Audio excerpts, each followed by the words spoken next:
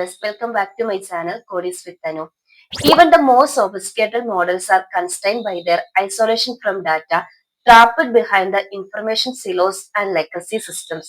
ഒരുപക്ഷെ നിങ്ങളും ഈ ഒരു സ്റ്റേറ്റ്മെന്റ് കേട്ടിട്ടുണ്ടാവും. അതായത് ലീഡിംഗ് AI റിസർച്ച് കമ്പനി ആൻഡ്രോപിക് അവരുടെ ആ ഒരു model context protocol MCP introduce ചെയ്തപ്പം അവർ മുന്നോട്ട് വെച്ച ഒരു പവർഫുൾ സ്റ്റേറ്റ്മെന്റ് ആയിരുന്നത്. ഇതൊരു സ്റ്റേറ്റ്മെന്റ് മാത്രമല്ല, ഒരു ടുഡേ AI വേൾഡ് ഫേസ് ചെയ്യുന്ന ഒരു മെയിൻ ചാലഞ്ച് കൂടിയായിരുന്നു അല്ലെ. അപ്പൊ നമ്മുടെ ഇന്നത്തെ വീഡിയോന്റെ ടോപ്പിക് ഇതാണ്. അതായത് കുറെ നാളായിട്ട് എല്ലാവരും എന്റെ കമന്റ് ബോക്സിൽ ഒരു MCP സെർവറിനെ ബേസ് ചെയ്തിട്ട് ഒരു വീഡിയോ ചെയ്യാൻ പറഞ്ഞിട്ടുണ്ടായിരുന്നു. അപ്പൊ അതിന്റെ ബേസിക് ആയിട്ടാണ് നമ്മൾ ഓൾറെഡി എന്താണ് AI മോഡൽസും അതുപോലെ ഒരു AI ഏജന്റ് നമ്മൾ പ്രീവിയസ് വീഡിയോയിൽ ബിൽഡ് ചെയ്തിട്ടുണ്ടായിരുന്നു. കണ്ടിട്ടില്ലാത്തൊരു ഡിസ്ക്രിപ്ഷൻ ബോക്സ് ഒന്ന് ചെക്ക് ചെയ്ത് നോക്കിയാൽ മതി കേട്ടോ.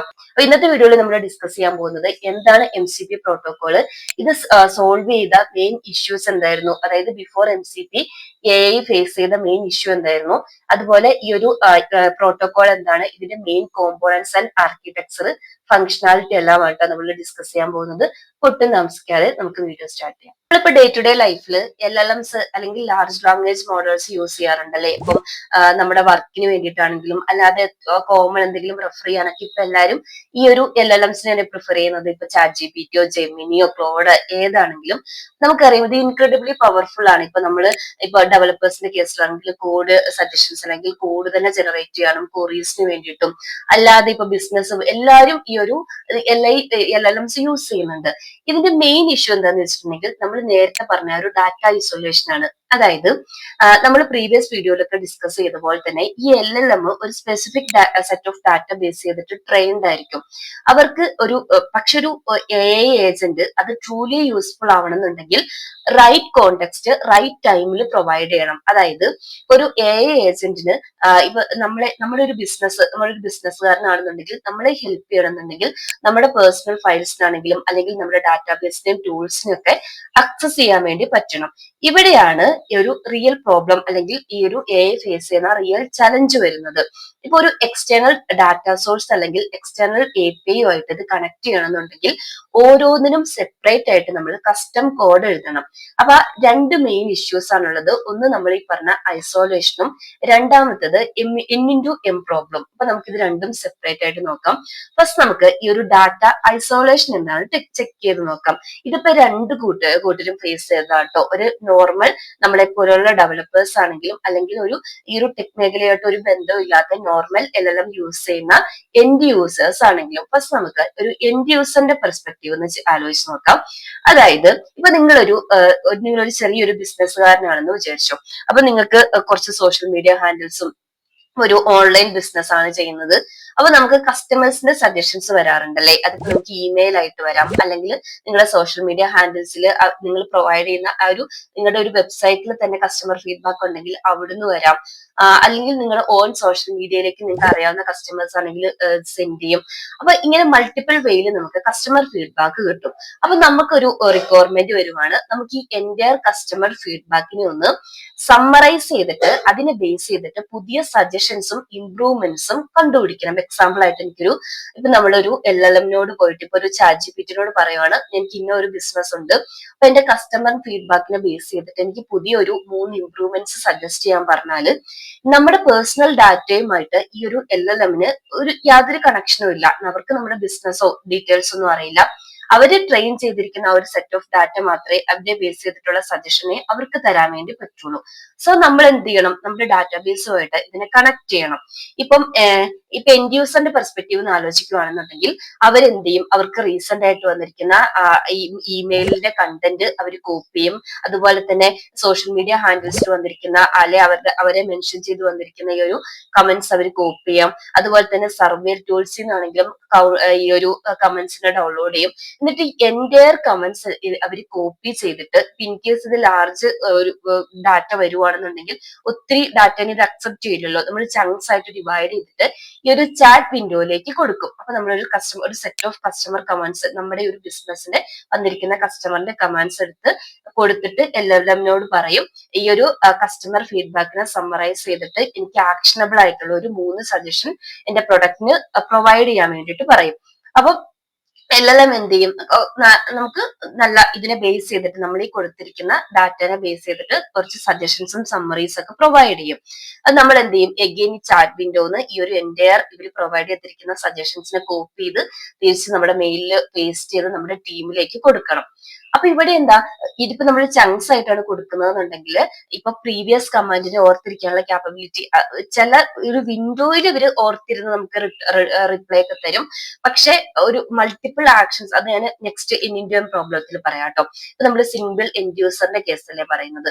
ഇവിടെ ഒരു ഇഷ്യൂ എന്താ, ഒന്ന് ഈ കോപ്പി പേസ്റ്റിന്റെ ഇഷ്യൂ വരുന്നുണ്ടല്ലേ, അതായത് ഒരു പുതിയൊരു കസ്റ്റമർ ഫീഡ്ബാക്ക് വരുമ്പം പിന്നെ എന്ത് ചെയ്യണം, നമ്മൾ ഈ ഒരു ഇതേ പ്രോസസ്സ് തന്നെ റിപ്പീറ്റ് ചെയ്യണം. ഇവിടെ ഒരു കോപ്പി പേസ്റ്റ് ടാങ്കോ വരുന്നുണ്ടല്ലേ. അപ്പൊ ഇതാണ് ഒരു നോർമൽ എൻഡ് യൂസറിന്റെ പെർസ്പെക്റ്റീവ് എന്ന് ആലോചിക്കുമ്പോൾ വരുന്ന ഇഷ്യൂ. ഇനി നമ്മൾ ഒരു ഡെവലപ്പറിന്റെ പെർസ്പെക്റ്റീവ് എന്ന് വരുമ്പോൾ ഈ ഇഷ്യൂ ഒന്നും കൂടെ കോംപ്ലിക്കേറ്റഡ് ആവുന്നുണ്ട്. അതായത് അതിനെ നമ്മൾ N×M പ്രോബ്ലം എന്നാ പറയുന്നത്. അതായത് N എന്താന്ന് വെച്ചിട്ടുണ്ടെങ്കിൽ നമ്മുടെ കയ്യിലുള്ള ആ ഒരു N number of AI models, ഇപ്പം നമ്മുടെ കമ്പനിയിലാണെങ്കിൽ ഇപ്പോൾ എക്സാമ്പിൾ ആയിട്ട് ഒരു LLM ആണെന്ന് വിചാരിച്ചു. അപ്പൊ N റെപ്രസെന്റ് ചെയ്യുന്നത് ആ ഒരു LLMസിനെയാണ്. M എന്താന്ന് വെച്ചിട്ടുണ്ടെങ്കിൽ നമ്മുടെ കയ്യിലുള്ള ടൂൾസ്, ഇപ്പൊ നമ്മൾ ഈ ഒരു LLM-ആയിട്ട് കണക്ട് ചെയ്യേണ്ട എക്സ്റ്റേണൽ ഡാറ്റ സോഴ്സ് ആണ് M എന്ന് പറയുന്നത്. അപ്പൊ ഞാൻ നേരത്തെ പറഞ്ഞതുപോലെ ഈ ഓരോ LLMസിനും അതിനൊരു സ്പെസിഫിക് പ്രോട്ടോകോൾ ഉണ്ടാവും എക്സ്റ്റേണൽ ടൂളുമായിട്ട് കണക്ട് ചെയ്യാൻ, അതുപോലെ തന്നെ ടൂളിനും. അപ്പം ഇവിടെ 2-3 ഇഷ്യൂസ് വരുന്നുണ്ട്. ഒന്നാമത്തെ എന്താന്ന് വെച്ചിട്ടുണ്ടെങ്കിൽ നമ്മൾ ഈ ഓരോന്നിനും സെപ്പറേറ്റ് ആയിട്ട് ഇങ്ങനെ ഇന്റഗ്രേഷൻ കോഡ് എഴുതിക്കൊണ്ടിരിക്കണം. അപ്പൊ എന്താ, ഓരോ ഇത് അഗെയിൻ ഈ ഒരു ടാസ്ക് റിപ്പീറ്റേറ്റീവ് ആയിക്കൊണ്ടിരിക്കും അല്ലെ. N×M ഇന്റഗ്രേഷൻ കോഡ് നമ്മുടെ കയ്യിലുണ്ടാവും. പിന്നെ രണ്ടാമത്തെ കേസ് എന്താന്ന് വെച്ചിട്ടുണ്ടെങ്കിൽ എല്ലാം കോൺസ്റ്റന്റ്ലി ഇവോൾവ് ആയിക്കൊണ്ടിരിക്കുകയാണ്. ഡെഫിനറ്റ് ആയിട്ടും നമ്മുടെ ഈ ഒരു നമ്മൾ ഡിപ്പെൻഡ് ചെയ്യുന്ന എക്സ്റ്റേണൽ സോഴ്സസ് ഒക്കെ അപ്ഡേഷൻ വരും. അപ്ഡേഷൻ വരുമ്പോൾ നമ്മുടെ കയ്യിലുള്ള ആ ഒരു ഇന്റഗ്രേഷൻ കോഡ് ഡെപ്ലിക്കേറ്റഡ് ആവും. നമ്മൾ എഗെയിൻ ആൻഡ് എഗെയിൻ അപ്ഡേറ്റ് ചെയ്തുകൊണ്ടിരിക്കേണ്ടി വരും. ഇതാണ് അപ്പം ഡെവലപ്പേഴ്സ് ഫേസ് ചെയ്യുന്ന ആ ഒരു N×M പ്രോബ്ലം. ഞാൻ നിങ്ങൾക്ക് റെഫർ ചെയ്യാൻ വേണ്ടിയിട്ട് 2-3 ബെറ്റർ ഡോക്യുമെന്റ്സ് ഷെയർ ചെയ്യാം കേട്ടോ. ഡിസ്ക്രിപ്ഷൻ ബോക്സ് ചെക്ക് ചെയ്താൽ മതി. ഞാൻ ഈ ഒരു MCP പ്രോട്ടോകോളിന്റെ സ്റ്റെപ്സ് പഠിക്കാൻ വേണ്ടിയിട്ട് റെഫർ ചെയ്തതാണ്. കുറച്ച് അധികം റെഫർ ചെയ്തിട്ടുണ്ടായിരുന്നു. അതിൽ എനിക്ക് ഓക്കെ ആണെന്ന് തോന്നിയത്, ബെറ്റർ ആണെന്ന് തോന്നിയത് 2-3 കേട്ടോ ഷെയർ ചെയ്യുന്നത്. നിങ്ങൾ എന്റെ വീഡിയോ കംപ്ലീറ്റ് ആയിട്ട് കണ്ടിട്ടില്ല എന്നുണ്ടെങ്കിലും അതിൽ ഏതെങ്കിലും ഒരു പേപ്പർ 2-3 പ്രാവശ്യം തെറവായിട്ടൊന്ന് റീഡ് ചെയ്ത് നോക്കാം കേട്ടോ. നിങ്ങൾക്ക് നല്ലൊരു ഐഡിയ കിട്ടും. അത് വിത്ത് ഡയഗ്രോം ആർക്കിടെക്ചറും കോഡും ഒക്കെ. കോഡ് അധികം ഇല്ല, എന്നാലും ബേസിക് സ്റ്റെപ്സ് ഒക്കെ ഷെയർ ചെയ്തിട്ടുണ്ട്. ഓക്കെ. അപ്പം നിങ്ങൾക്ക് ഏകദേശം ഈ ഒരു MCP വരുന്നതിന് മുന്നേ ഈ ഒരു AI ഏജൻസ് ഫേസ് ചെയ്തുകൊണ്ടിരുന്ന മെയിൻ ചലഞ്ച് മനസ്സിലായില്ലേ. അപ്പൊ നിങ്ങൾ വിചാരിക്കും ഡയറക്ട്ലി ഈ ഒരു ഇന്റഗ്രേഷൻ കോഡ് മെത്തേഡ്സ് നമ്മൾ ഇംപ്ലിമെന്റ് ചെയ്തതിനെല്ലാം ഒരു MCP വെച്ച് റീപ്ലേസ് ചെയ്തിട്ടുണ്ടെന്ന്. അങ്ങനെയല്ല കേട്ടോ. ഇവിടെ കുറച്ച് ഈ ഒരു കോണ്ടെക്സ്റ്റുമായിട്ട് നമ്മുടെ AI ആപ്ലിക്കേഷനെ കണക്ട് ചെയ്യാൻ വേണ്ടിയിട്ട് കുറച്ച് മെത്തേഡ്സും സ്റ്റെപ്സും കോമ്പോണൻസ് ഒക്കെ ഉണ്ട്. അത് നമ്മൾ നെക്സ്റ്റ് ഡീറ്റെയിൽ ആയിട്ട് ചെക്ക് ചെയ്യും. അപ്പൊ ഞാൻ ഈ ഒരു MCP ആർക്കിടെക്ചറിലേക്ക് പോകുന്നതിന് മുന്നേ ഞാൻ പ്രീവിയസ് വീഡിയോയിൽ പറഞ്ഞ പോലെ ഞാനൊരു റൂട്ടീൻ ആട്ടോ സ്റ്റാർട്ട് ചെയ്യുന്നത്. ഞാൻ പറഞ്ഞു വരുന്നത് എന്താണെന്ന് വെച്ചാൽ നമ്മൾ ഇത്രയും നേരത്തെ ഓൾറെഡി ഡിസ്കസ് ചെയ്തിട്ടുണ്ടായിരുന്നു ഈ ഒരു ലാർജ് ലാംഗ്വേജ് മോഡൽസിന്റെ ലിമിറ്റേഷൻ. അതായത് അവർ ട്രെയിൻ ചെയ്തിരിക്കുന്ന ആ ഒരു ഫ്രോസൺ അല്ലെങ്കിൽ ആ ഒരു സ്റ്റാറ്റിക് ഡാറ്റനെ ബേസ് ചെയ്തിട്ടുള്ള റെസ്പോൺസ് ആയിരിക്കും എപ്പോഴും നമ്മുടെ കുറിക്ക് അവർ തരുന്നത്. അപ്പൊ നമ്മുടെ ഒരു പേഴ്സണൽ യൂസിന് വേണ്ടിയിട്ട്, ഇപ്പൊ എക്സാമ്പിൾ ആയിട്ട് കസ്റ്റമർ സപ്പോർട്ടിന് വേണ്ടിയിട്ടോ ഇമെയിൽ സർവീസിനൊക്കെ വേണ്ടിയിട്ട് ഇത് യൂസ് ചെയ്യണം എന്നുണ്ടെങ്കിൽ ഈ ഒരു LLM-ന് നമ്മൾ റിയൽ ടൈം ഡാറ്റ പ്രൊവൈഡ് ചെയ്യണം. അപ്പൊ നിങ്ങൾ വിചാരിക്കും ഈ ഒരു LLM-നെ ഈ ഒരു നമ്മൾ ഡയറക്റ്റ് ആയിട്ട് ഈ ഒരു എക്സ്റ്റേണൽ APIസിലേക്ക് അല്ലെങ്കിൽ ഡാറ്റാബേസിലേക്ക് കണക്ട് ചെയ്തിട്ടാണ് യൂസ് ചെയ്യുന്നത്. അങ്ങനെയല്ല കേട്ടോ, അത് തെറ്റാണ്. അതായത് ആ ഒരു വർക്കിംഗ് ഞാൻ പറഞ്ഞുതരാം. നമുക്ക് എക്സാമ്പിൾ ആയിട്ട് വെതർ ഡാറ്റ എടുക്കാം. ഇപ്പം LLM-ന് ഫസ്റ്റ് നമ്മൾ എന്താ കൊടുക്കുന്നതെന്ന് വെച്ചിട്ടുണ്ടെങ്കിൽ ഒരു ഫംഗ്ഷൻ ഡിസ്ക്രിപ്ഷൻ ആയിരിക്കും കൊടുക്കുന്നത്. അതായത് ഇപ്പൊ നമ്മൾ ഈ പറഞ്ഞ വെതർ ഡാറ്റ ആണെന്നുണ്ടെങ്കിൽ നമ്മളൊരു നമ്മുടെ സിസ്റ്റത്തിലെ നമ്മുടെ ആപ്ലിക്കേഷൻ കോഡിലെ ഫംഗ്ഷൻ നെയിം പ്രൊവൈഡ് ചെയ്യും. എക്സാമ്പിൾ ആയിട്ട് ഗെറ്റ് വെതർ ഡാറ്റ. അതാണ് കേട്ടോ നമ്മൾ ഈ ടൂൾ എന്ന് പറയുന്നത്. ഗെറ്റ് വെതർ ഡാറ്റ എന്ന് പറഞ്ഞിട്ടുള്ള ഫംഗ്ഷനെയാണ്. അതിനൊരു നാച്ചുറൽ ലാംഗ്വേജ് ഡിസ്ക്രിപ്ഷൻ കൊടുക്കും. അതായത് ഈ ഫംഗ്ഷൻ എന്താണ് ചെയ്യുന്നത്. നമ്മുടെ ഗെറ്റ് വെതർ ഡാറ്റ ഫംഗ്ഷൻ ആണെങ്കിൽ നമ്മൾ ഒരു കൊടുത്തിരിക്കുന്ന സിറ്റിന്റെ വെതർ കണ്ടീഷൻ ആയിരിക്കും റീട്രൈവ് ചെയ്യുന്നത്. കറന്റ് വെതർ കണ്ടീഷൻ റീട്രൈവ് ചെയ്യും. ഇനി ഈ ഫംഗ്ഷൻ അക്സെപ്റ്റ് ചെയ്യുന്ന പാരാമീറ്റേഴ്സ് ഏതൊക്കെയാണ്? ഇവിടെയാണെങ്കിൽ സിറ്റി അതിന്റെ ഡാറ്റ ടൈപ്പ് സ്ട്രിംഗ് ആയിരിക്കും. അതുപോലെ തന്നെ യൂണിറ്റ്, ഏത് യൂണിറ്റിലാണ് റിട്ടേൺ ചെയ്യേണ്ടത്. ഇനി ഓപ്ഷണലി ഒരു പാരാമീറ്റർ ഡിസ്ക്രിപ്ഷൻ കൂടെ കൊടുക്കും, എന്ത് കൈൻഡ് ഓഫ് ഡാറ്റയാണ് ഈ ഫംഗ്ഷൻ റിട്ടേൺ ചെയ്യുന്നത്. ഇപ്പൊ നിങ്ങൾക്ക് മനസ്സിലായില്ലേ, LLM-ന് നമ്മൾ ഈ ഒരു വെദറിന്റെ API ഒന്നും അല്ല കൊടുക്കുന്നത്, നമ്മുടെ ഒരു ആപ്ലിക്കേഷൻ കോഡിന്റെ ഒരു ഫംഗ്ഷൻ ഡിസ്ക്രിപ്ഷൻ ആണ് കൊടുക്കുന്നത്. അപ്പം എന്താണ് ഫംഗ്ഷൻ, ആ ഫംഗ്ഷൻ എന്താണ് ചെയ്യുന്നത്, അക്സെപ്റ്റ് ചെയ്യുന്ന പാരാമീറ്റേഴ്സ് ഏതൊക്കെയാണ്, അത് എന്താണ് റിട്ടേൺ ചെയ്യുന്നത്. അപ്പൊ LLM-ന് നമ്മുടെ സിസ്റ്റത്തിലേക്ക് കണക്ട് ചെയ്തിരിക്കുന്ന, നമുക്ക് അവൈലബിൾ ആയിരിക്കുന്ന ആ ഒരു ടൂൾസിന്റെ ഡിസ്ക്രിപ്ഷൻ അല്ലെങ്കിൽ ലിസ്റ്റ് ആയിരിക്കും ഉണ്ടാവുക. വെദർ ഡാറ്റയ്ക്ക് ആണെങ്കിൽ ഇത്ര നമ്പർ ഓഫ് ടൂൾസ്, ഇന്ന ടൂൾ ഉണ്ട്, അത് ഇന്ന കാര്യമാണ് ചെയ്യുന്നത്. അല്ലെങ്കിൽ നമ്മുടെ കസ്റ്റമർ സപ്പോർട്ടിന് വേണ്ടിയിട്ടാണെങ്കിൽ കസ്റ്റമർ ഒരു ടിക്കറ്റ് ജനറേഷൻ ഒക്കെ ആണെങ്കിൽ അതിന് ഇന്ന ഫംഗ്ഷൻ യൂസ് ചെയ്യാം. ഇത്രയും LLM-ന്റെ കയ്യിൽ നമ്മൾ ഫീഡ് ചെയ്യുള്ളൂ.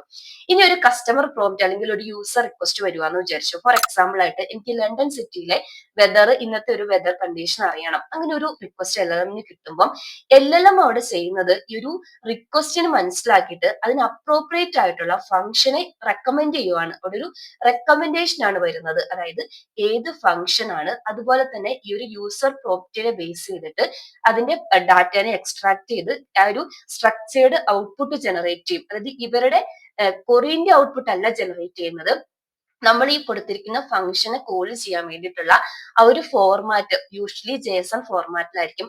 നിങ്ങൾ ഇത്രയും സിമ്പിൾ ആയിട്ട് വിചാരിച്ചാൽ മതി.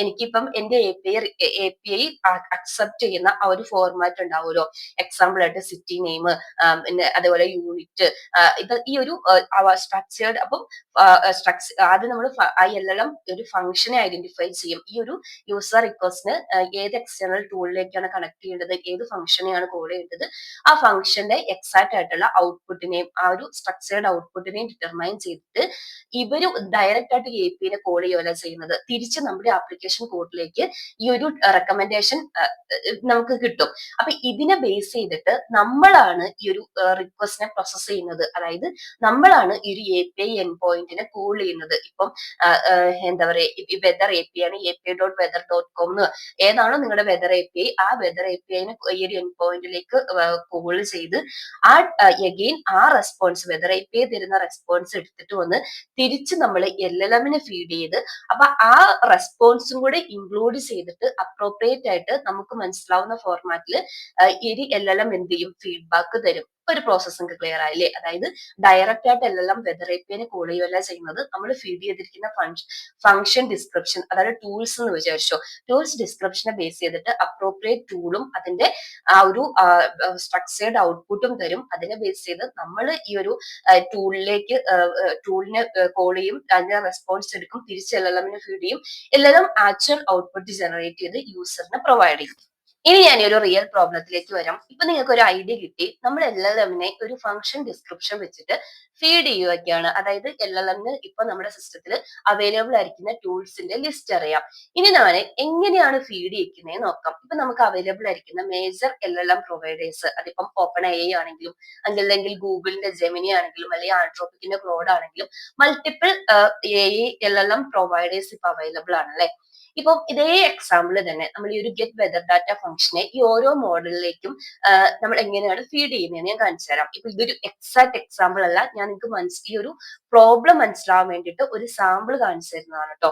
അപ്പൊ നമ്മൾ ഫസ്റ്റ് ഈ ഒരു OpenAIന്റെ GPT മോഡൽസിനാണ് നമ്മുടെ ഒരു get whether data function describe ചെയ്യുന്നതെന്ന് വിചാരിച്ചു.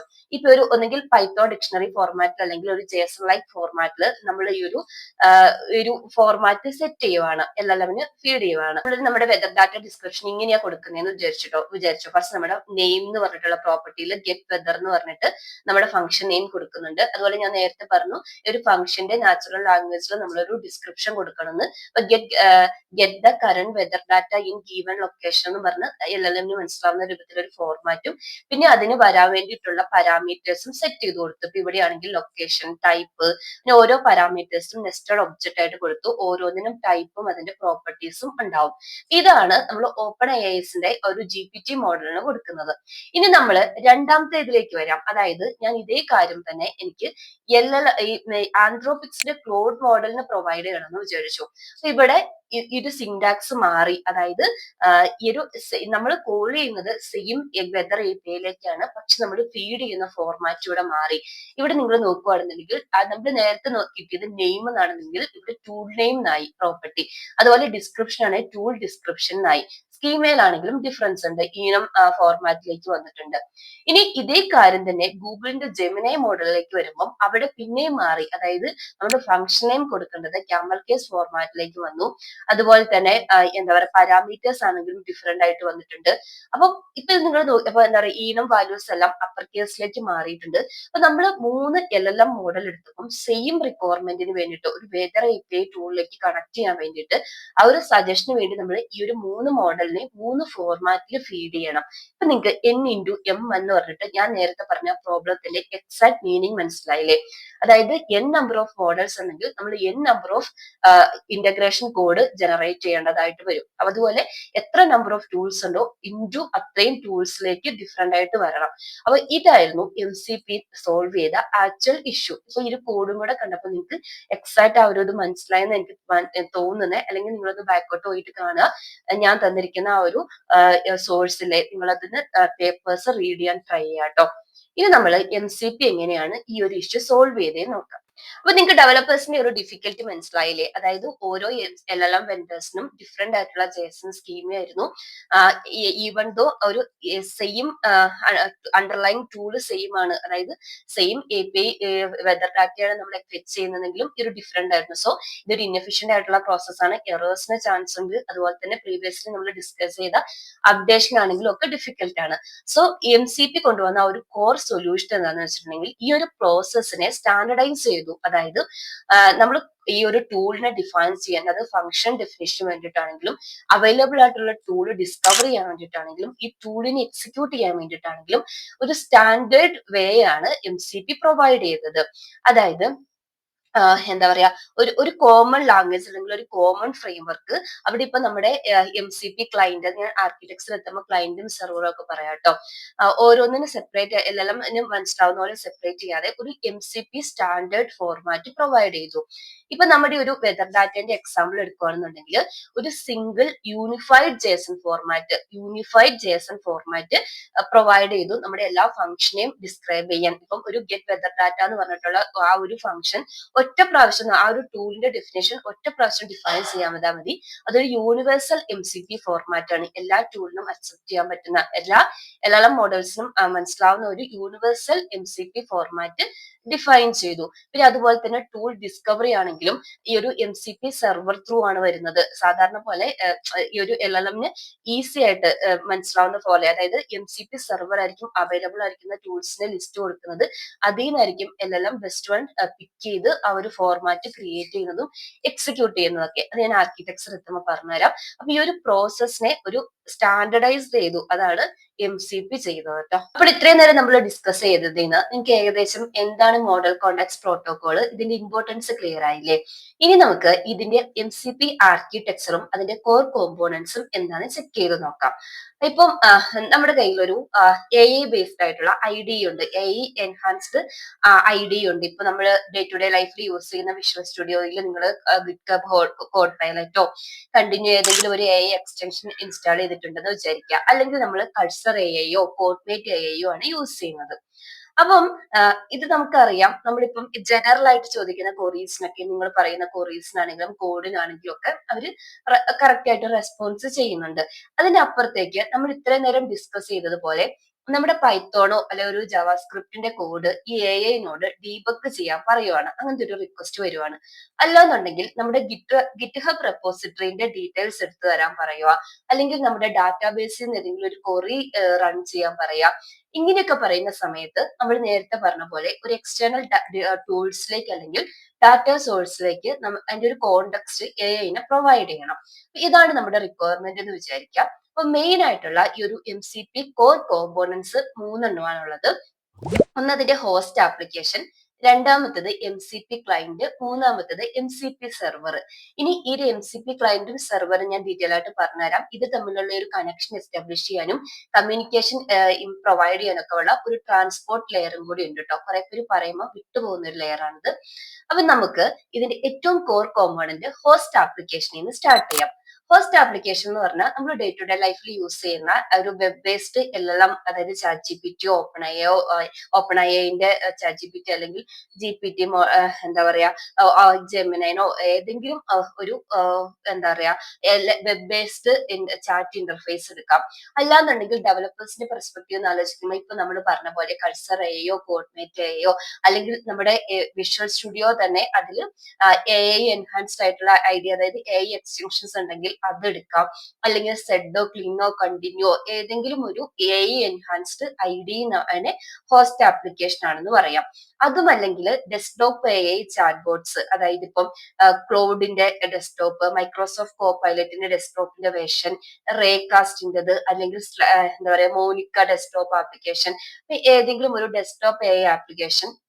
ഇതെല്ലാം എന്താ പറയുന്നത് ഹോസ്റ്റ് ആപ്ലിക്കേഷൻ ആണ്. നമ്മൾ ഇപ്പൊ ചാറ്റ് GPT എടുത്തിട്ടുണ്ടെങ്കിൽ അതിൽ എല്ലാം ഇന്റഗ്രേറ്റഡ് ആയിരിക്കും അല്ലെ. ഇപ്പൊ എക്സാമ്പിൾ ആയിട്ട് നമ്മുടെ ഒരു കൾസർ AI ID എടുക്കാം. ഇപ്പൊ നമ്മൾ എന്തെങ്കിലും ഒരു ക്വസ്റ്റ്യൻ ചോദിക്കുവാണ്, ഇപ്പം നമ്മുടെ ഒരു യൂസർ ഒതന്റിക്കേഷൻ ഫയൽസിന്റെ ഡീറ്റെയിൽസ് എടുക്കണം നമ്മുടെ പ്രൊജക്ടിന്റെ, അല്ലെങ്കിൽ ഒരു SQL ക്വറി എക്സ്പ്ലെയിൻ ചെയ്ത് തരണം, ഇങ്ങനത്തെ പറയുന്ന സമയത്ത് AIക്ക് നമ്മുടെ ഒരു ഡാറ്റാബേസിന്റെ കോണ്ടാക്ട്സ് നമ്മൾ പ്രൊവൈഡ് ചെയ്യണം അല്ലെ. അപ്പം ഈ ഒരു ഐഡിയിൽ ഇന്റഗ്രേറ്റഡ് ആയിട്ട് LLM ഉണ്ടാവും. ഈ LLM ആയിരിക്കും നമ്മുടെ റിക്വസ്റ്റ് അക്സെപ്റ്റ് ചെയ്യുന്നതും പ്രോസസ് ചെയ്തിട്ട് എക്സ്റ്റേണൽ കോണ്ടാക്ട് ഡീറ്റെയിൽസും കൂടി ഇൻക്ലൂഡ് ചെയ്തിട്ടുള്ള റെസ്പോൺസ് തരുന്നതും. ഇതാണ് ഹോസ്റ്റ് ആപ്ലിക്കേഷൻ.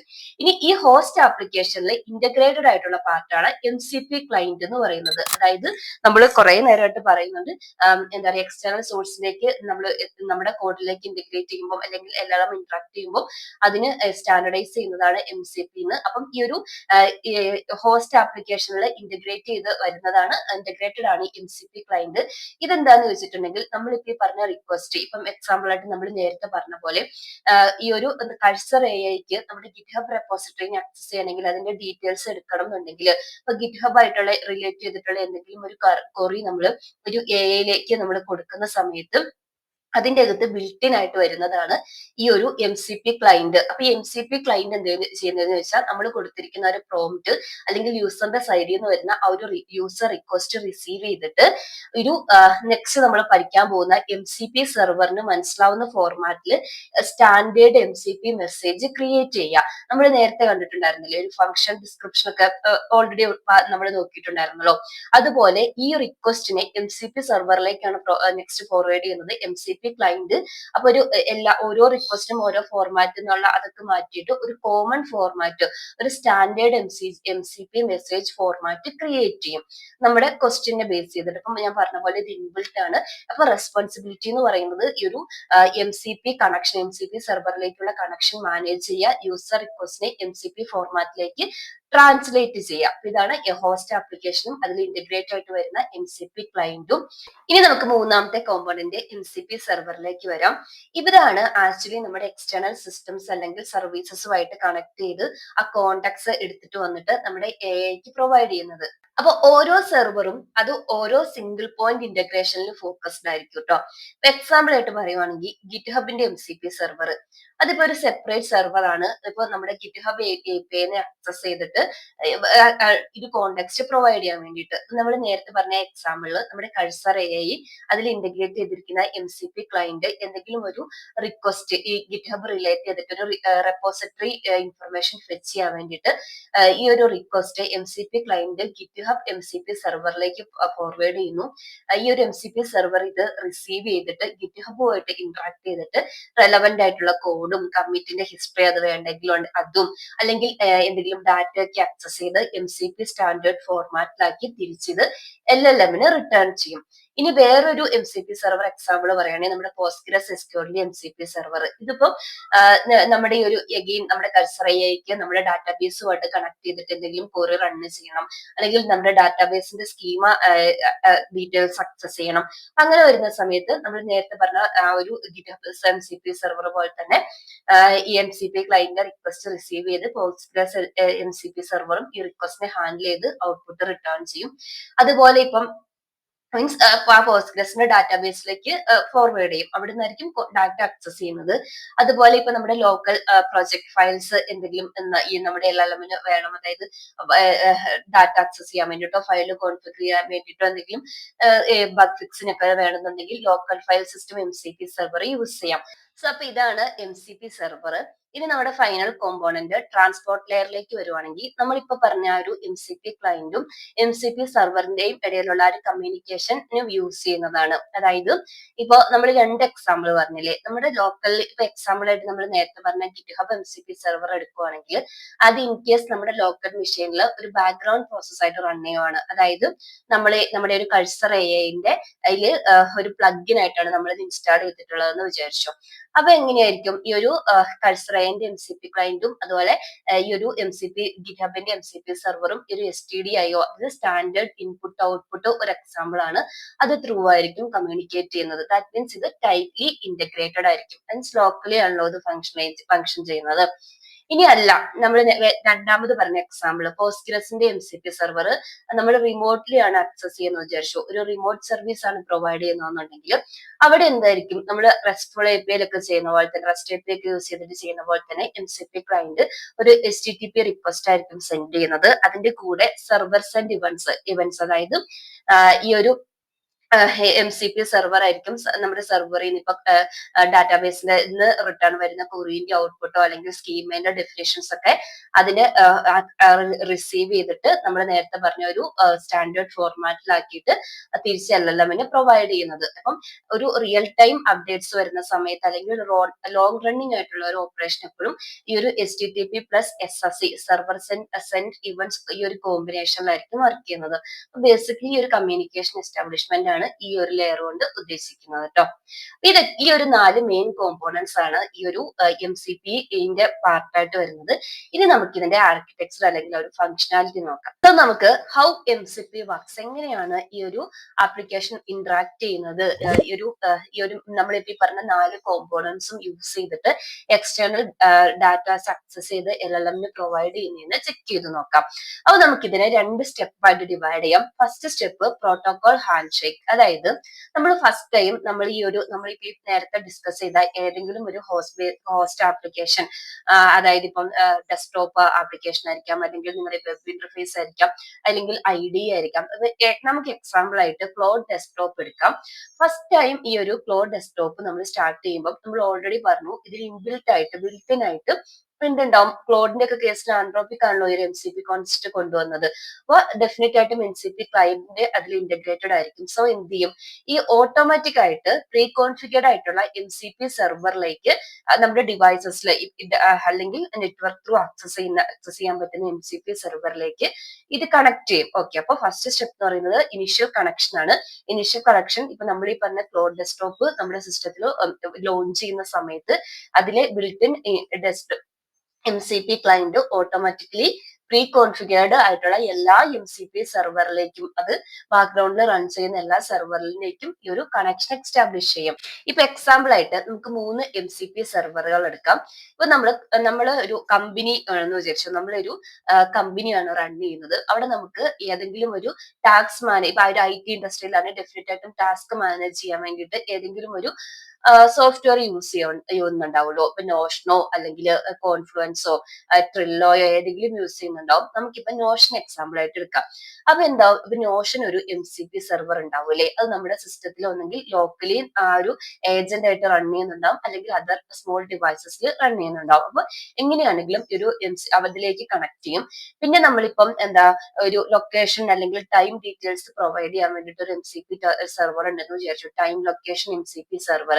പിന്നെ നമ്മുടെ സിസ്റ്റത്തിൽ ഡെഫിനറ്റ് ആയിട്ട് ലോക്കൽ ഫയൽസിനെ ആക്സസ് ചെയ്യാൻ വേണ്ടിയിട്ട് നമ്മൾ നേരത്തെ പറഞ്ഞ local file system MCP server. അപ്പൊ 3 MCP സെർവർ ആണ് Notion, time and location, local file system MCP server.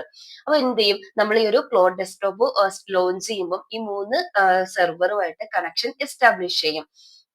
എന്നിട്ട് ഈ MCP ക്ലയന്റിലെ MCP ക്ലയന്റ് ഈ കണക്റ്റഡ് സെർവറിനോട് നിങ്ങൾക്ക് എന്താണ് ക്യാപ്പബിലിറ്റി, ആ ക്യാപ്പബിലിറ്റി ഡിസ്കവർ ചെയ്യും. ഇപ്പം ഫസ്റ്റ് നമ്മൾ ഒരു നോഷൻ ബേസ്ഡ് MCP സെർവർ എടുക്കുകയാണെങ്കിൽ അത് റെസ്പോണ്ട് ചെയ്യുന്ന എന്തായിരിക്കും, എനിക്ക് നോഷൻ പേജസിന് സെർച്ച് ചെയ്യാൻ വേണ്ടിയിട്ട് പറ്റും, ഓരോ പേജ് കണ്ടന്റും റീഡ് ചെയ്യാം, നോഷൻ പേജ് ക്രിയേറ്റ് ചെയ്യാൻ വേണ്ടി പറ്റും. അപ്പൊ അത് ടാസ്ക് മാനേജ്മെന്റ് ആയിരിക്കുമല്ലോ അതിന്റെ ബേസിക് ആയിട്ടുള്ള എന്ന് പറയുന്നത്. അപ്പൊ ഒരു നോഷൻ പേജിന്റെ ഒരു ഇൻഫർമേഷൻ സ്കീമയായിരിക്കും ഇത് പ്രൊവൈഡ് ചെയ്യുന്നത്. രണ്ടാമത്തത് time or location. MCP server എങ്ങനെയായിരിക്കും റെസ്പോണ്ട് ചെയ്യുന്നത്, current time, current location, time zone information, ഈ ഒരു ടൈം ലൊക്കേഷൻ ഡീറ്റെയിൽസ് ആയിരിക്കും ഇത് പ്രൊവൈഡ് ചെയ്യുന്നത്. റിയൽ ടൈം ഡാറ്റ ആയിരിക്കും പ്രൊവൈഡ് ചെയ്യുന്നത്. മൂന്നാമത്തത് local file system. MCP server ആണെങ്കിലോ നമ്മുടെ ലോക്കൽ ആയിട്ട് നമ്മുടെ ഫയൽസിനെ റീഡ് ചെയ്യാൻ, ഫയൽ കണ്ടന്റ് റീഡ് ചെയ്യാൻ വേണ്ടിയിട്ട് പറ്റും. അതുപോലെ തന്നെ എന്താ പറയാ, ഒരു complete dictionary structure contents list ചെയ്യാൻ വേണ്ടി പറ്റും. അപ്പൊ ഇതൊക്കെയായിരിക്കും ഈ ഒരു സെർവറിന്റെ ക്യാപ്പബിലിറ്റി. അപ്പം ഇനിഷ്യലി ഒരു കണക്ഷൻ എസ്റ്റാബ്ലിഷ് ചെയ്തിട്ട് ഒരു MCP ക്ലയന്റിന് ഈ ഒരു കംപ്ലീറ്റ് റെസ്പോൺസ് കിട്ടും. നെക്സ്റ്റ് MCP സെർവർ ഈ ഒരു എല്ലാ ക്യാപ്പബിലിറ്റീസും ഡിസ്കവർ ചെയ്തത് കഴിഞ്ഞിട്ടുണ്ടെങ്കിൽ അത് രജിസ്റ്റർ ചെയ്യും. എന്താന്ന് വെച്ചിട്ടുണ്ടെങ്കിൽ ലേറ്റർ ഈ LLMലേക്ക് വരുന്ന, ഇപ്പൊ ക്ലോഡിലേക്ക് വരുന്ന യൂസർ റിക്വയർമെന്റിനനുസരിച്ച് അല്ലെങ്കിൽ യൂസറിന്റെ ക്വസ്റ്റിനെ ബേസ് ചെയ്തിട്ട് അതിന് അപ്രോപ്രിയേറ്റ് ആയിട്ടുള്ള ടൂള് അല്ലെങ്കിൽ നോഷൻ ടൂൾ ആണോ ടൈം ടൂൾ ആണോ അത് ആക്സസ് ചെയ്യാൻ വേണ്ടിയിട്ട് രജിസ്റ്റർ ചെയ്യും. അപ്പൊ ഈ ഒരു പ്രോട്ടോകോൾ, ഈ ഒരു പ്രോസസ്സ് കഴിഞ്ഞു, പ്രോട്ടോകോൾ ഹാൻഡ് ഷേക്ക് കഴിഞ്ഞു, ഇനിഷ്യൽ കണക്ഷൻ എസ്റ്റാബ്ലിഷ് ചെയ്യും, ക്യാപ്പബിലിറ്റി റിക്കവറിയും രജിസ്ട്രേഷൻ. ഇപ്പൊ ഇനിഷ്യൽ സ്റ്റെപ്പ് കഴിഞ്ഞു. ഇനി ഒരു യൂസർ റിക്വസ്റ്റ് വരുവാണെന്ന് വിചാരിച്ചു. എക്സാമ്പിൾ ആയിട്ട് പറയുവാണെങ്കിൽ നമ്മുടെ ഒരു നോഷൻ പേജസിൽ നിന്ന് ഇപ്പൊ ലേറ്റസ്റ്റ് ആയിട്ട് നമ്മുടെ മീറ്റിംഗിന്റെ നോട്ട്സിനെ ബേസ് ചെയ്തിട്ട് അതിൽ ഹൈ പ്രയോറിറ്റി ആയിട്ട് മെൻഷൻ ചെയ്തിരിക്കുന്ന ടാസ്കുകൾ കണ്ടുപിടിക്കണം. അപ്പൊ ഹൈ പ്രയോറിറ്റി ടാസ്കിന് ഫൈൻഡ് ഔട്ട് ചെയ്യണം.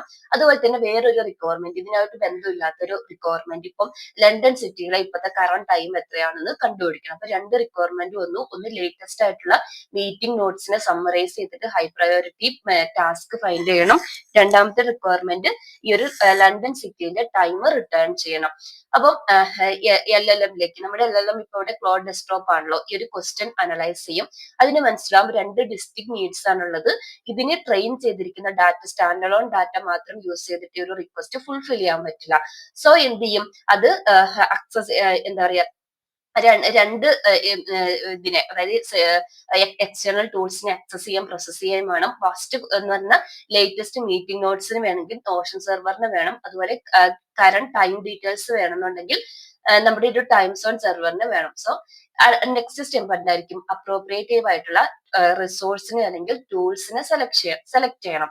അപ്പൊ നമ്മുടെ രജിസ്റ്റേർഡ്, ഓൾറെഡി ഞാൻ പറഞ്ഞു ഒരു രജിസ്ട്രേഷൻ നടന്നിട്ടുണ്ടെന്ന്, രജിസ്റ്റേർഡ് ക്യാപ്പബിലിറ്റിനെ ബേസ് ചെയ്തിട്ട് ക്ലോഡ് ഡിറ്റർമൈൻ ചെയ്യും ഏതൊക്കെ സെർവേഴ്സ് ആണ് ഇതിന് വേണ്ടതെന്ന്. അപ്പൊ ഫസ്റ്റ് മീറ്റിംഗ് നോട്ട്സ് കളക്ട് ചെയ്യാൻ വേണ്ടിയിട്ടും അതിനെ സമ്മറൈസ് ചെയ്യാൻ വേണ്ടിയിട്ടും നോഷൻ MCP സെർവർ വേണം. സോ അതിൽ നമ്മൾ ഓൾറെഡി പ്രീവിയസ്ലി ഡിസ്കസ് ചെയ്തിട്ടുള്ള ഫംഗ്ഷൻ കോൾ ഇല്ലേ, ഇപ്പം സെർച്ച് നോഷൻ പേജസും റീഡ് നോഷൻ പേജ് കണ്ടന്റും ക്യാപ്പബിലിറ്റീസ്, ഈ രണ്ട് ഫംഗ്ഷൻ കോൾ ആയിരിക്കും നമുക്ക് ഇവിടെ ആവശ്യമായിട്ടുള്ളത്. ഈ രണ്ടാമത്തത് കറണ്ട് ടൈം, ഒരു പർട്ടിക്കുലർ സിറ്റിന്റെ ടൈം റിട്ടേൺ ചെയ്യണമെന്നുണ്ടെങ്കിൽ ടൈം ലൊക്കേഷൻ MCP സെർവർ വേണം. അവിടെ നമ്മൾ ഗെറ്റ് കറണ്ട് ടൈം ഗീവൺ ലൊക്കേഷന്റെ, get current time for given location എന്ന് പറഞ്ഞാൽ ഒരു ഞാൻ അതാണ് പറഞ്ഞത്, അതിനെ ഒരു ഫംഗ്ഷൻ കോൾ തന്നെയാണ് യൂസ് ചെയ്യുന്നത്. പക്ഷെ നമ്മൾ MCP ത്രൂ എസ്റ്റാബ്ലിഷ് ചെയ്യുന്നു, അത്രേ ഉള്ളൂ. ആ ക്യാപ്പബിലിറ്റി, അപ്പൊ രണ്ട് നമുക്ക് ആവശ്യമുള്ള ക്യാപ്പബിലിറ്റീസിനെ റെക്കഗ്നൈസ് ചെയ്തു, ടൂൾസിനെ സെലക്ട് ചെയ്തു. അപ്പൊ ബിഫോർ നമ്മൾ ഈ കണക്ഷൻ എസ്റ്റാബ്ലിഷ് ചെയ്യുന്നതിന് മുന്നേ MCP സെർവർ ഒരു സെക്യൂരിറ്റി ഇഷ്യൂസ് വരാതിരിക്കാൻ വേണ്ടിയിട്ട് ഒരു എന്താ പറയാ, പെർമിഷൻ റിക്വസ്റ്റ് വരും. എക്സാമ്പിൾ ആയിട്ട് പറയുവാണെങ്കിൽ ഒരു yes or no ക്വസ്റ്റ്യൻ പോലെ, ഇപ്പം മീറ്റിംഗ് നോട്ട്സ് കളക്ട് ചെയ്യാൻ വേണ്ടിയിട്ടാണ് Claude wants to access your Notion workspaces to find the meeting notes allow yes or no കൊടുത്താൽ അതിനെ ബേസ് ചെയ്ത് ആക്സസ് ചെയ്യാം. സെയിം തന്നെ Claude want to access real time service allowed ചെയ്യുന്നുണ്ട്. ഉണ്ടോ? അപ്പൊ യെസിന് അതൊക്കെ നിങ്ങൾ ഓരോന്നിനും അനുസരിച്ച് മാറും കേട്ടോ. ഒരു എക്സാമ്പിൾ പറഞ്ഞതാണ്. യെസ് ആണ് കൊടുക്കുന്നതെങ്കിൽ എന്നുണ്ടെങ്കിൽ നമ്മൾ എന്ത് ചെയ്യണം? ക്ലയന്റ് സെർവറിലേക്ക്, ഇപ്പൊ MCP ക്ലയന്റ് ആണെന്നുണ്ടെങ്കിൽ ഒരു നമ്മൾ നേരത്തെ പറഞ്ഞിട്ടുള്ള ഒരു MCP സ്റ്റാൻഡർഡൈസ്ഡ് റിക്വസ്റ്റ് കൺസ്ട്രക്ട് ചെയ്യും, അത് സെർവറിലേക്ക് സെൻഡ് ചെയ്യും. അപ്പൊ സെർവറിൽ ഇപ്പോ ഓൾമോസ്റ്റ് ഈ ഒരു ഫോർമാറ്റ് ആണെന്ന് വിചാരിച്ചോ. ഇപ്പൊ ഏത് ടൂൾ ആണ് വേണ്ടത്, നമ്മൾ നേരത്തെ പറഞ്ഞിട്ടുള്ള ഒരു ഫംഗ്ഷൻ നെയിം ഇപ്പൊ സെർച്ച്, ഇതൊരു സ്റ്റാൻഡേർഡ് ഫോർമാറ്റ് ആയിരിക്കും. LLM ബേസ് ചെയ്തിട്ട് മാറ്റേണ്ട, MCP ഫോർമാറ്റ് ആണ്. അടുത്തത് ആർഗ്യുമെന്റ്സ് കൊടുക്കണം. ഇപ്പൊ ക്വറി ആയിട്ട് മീറ്റിംഗ് നോട്ട്സ് വേണം. സോർട്ട് ചെയ്യേണ്ടത് ഡേറ്റിനെ എടുത്ത ടൈമിനെ ബേസ് ചെയ്തിട്ടാണ്. ഡിസെൻഡിങ് ഓർഡറിൽ എടുക്കണം, ഒരെണ്ണം എടുത്താൽ മതി. അപ്പൊ അതൊക്കെ നമ്മുടെ ഒരു ഫോർമാറ്റിനെ ബേസ് ചെയ്തിട്ട് ഒരു MCP നോഷൻ സെർവറിലേക്ക് ഒരു റിക്വസ്റ്റ് സെൻഡ് ചെയ്യും. അതുപോലെ തന്നെ സൈമൾട്ടേനിയസ്ലി എന്ത് ചെയ്യും? ഈ ഒരു MCP ക്ലയന്റ് അടുത്ത റിക്വസ്റ്റിനെയും കൺസ്ട്രക്ട് ചെയ്യും. ഇപ്പൊ ടൈം ലൊക്കേഷൻ സെർവറിലേക്കുള്ള സെയിം ഫോർമാറ്റിൽ തന്നെ ടൂളും അതിന് റിലേറ്റ് ചെയ്തിട്ടുള്ള, ഇപ്പൊ ഏതാണോ നിങ്ങൾക്ക് ലൊക്കേഷൻ വേണ്ടത്, അപ്പൊ get current time for location എന്ന് പറഞ്ഞിട്ടുള്ള നെയിമാണ്, ഫംഗ്ഷൻ നെയിമാണ് ആക്സസ് ചെയ്യേണ്ടത്. ഇപ്പൊ ലണ്ടൻ സിറ്റിന്റെ ഡീറ്റെയിൽ ആണ് വേണ്ടത്. അപ്പൊ നമ്മൾ ഈ രണ്ട് ക്യാപ്പബിലിറ്റി നമ്മൾ ഡിസ്കവർ ചെയ്തിട്ടുള്ളതിനെ കോൾ ചെയ്യും. ഈ റിക്വസ്റ്റും ഈ ഒരു ടൈം ലൊക്കേഷൻ MCP സെർവറിലേക്ക് വരും. എന്നിട്ട് പിന്നെ എന്ത് ചെയ്യും? ഈ ഒരു Notion MCP server request receive ചെയ്യും. ഇന്റേണലി എന്ത് ചെയ്യും? ഇതിന്റെ ആക്ച്വൽ നോഷൻ API ആയിട്ട് ഇന്ററാക്ട് ചെയ്ത് ലേറ്റസ്റ്റ് ആയിട്ടുള്ള മീറ്റിംഗ് നോട്ട്സും കണ്ടന്റ് ഒക്കെ റീട്രൈവ് ചെയ്തിട്ട് അതിനെ കറക്റ്റ് രീതിയിൽ ഫ്രേസ് ചെയ്ത് ആ ഒരു കോണ്ടെക്സ്റ്റ് റിട്ടേൺ ചെയ്യും. സെയിം തന്നെ ടൈം ലൊക്കേഷൻ MCP സെർവറും റിക്വസ്റ്റ് എടുക്കും.